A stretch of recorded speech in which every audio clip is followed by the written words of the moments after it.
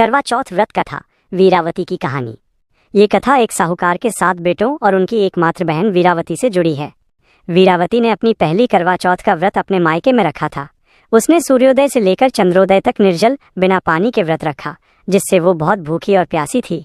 उसके 7 भाइयों को अपनी लाडली बहन की ये हालत देखी नहीं गई। वे जानते थे कि वो चंद्रमा को अर्घ्य दिए बिना व्रत नहीं तोड़ेगी। तब उन्होंने एक छल किया। एक भाई ने पीपल के पेड़ पर चढ़कर आग जला दी और उसे चलनी की आड़ से दिखाकर ऐसा माहौल बनाया जैसे चांद निकल आया हो। वीरावती ने अपने भाइयों की बात पर विश्वास किया, नकली चांद को अर्घ्य दिया और भोजन ग्रहण कर लिया। चूंकि उसने गलत समय पर और धोखे से व्रत तोड़ा था, इसलिए उसका व्रत भंग हो गया। भोजन का पहला ग्रास लेते ही उसे छींक आई, दूसरे में बाल मिला और तीसरे ग्रास को मुंह में रखते ही उसे अपने प्रिय पति के निधन का दुखद समाचार मिला। उसका सौभाग्य का सिंदूर मानो उसी क्षण उजड़ गया। वीरावती बहुत दुखी हुई और वो अपने पति के शव के पास विलाप करने लगी। उसकी करुण पुकार सुनकर देवी इंद्राणी, इंद्र की पत्नी, वहां आईं।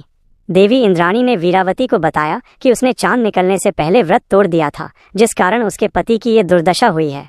देवी इंद्राणी ने वीरावती से कहा कि यदि वो अगले वर्ष पूरे श्रद्धा और विधि विधान से करवा चौथ का व्रत करेगी तो उसके पति को पुनः जीवनदान मिल सकता है। वीरावती ने देवी इंद्राणी की आज्ञा का पालन किया और अगले साल पूरी निष्ठा के साथ व्रत रखा। इस व्रत के प्रभाव से उसके मृत पति को जीवनदान मिल गया और उसे अखंड सौभाग्य प्राप्त हुआ। कथा का महत्व और अन्य प्रसंग। ये कथा बताती है कि करवा चौथ का व्रत पूरी श्रद्धा, निष्ठा और सही विधि के साथ ही करना चाहिए।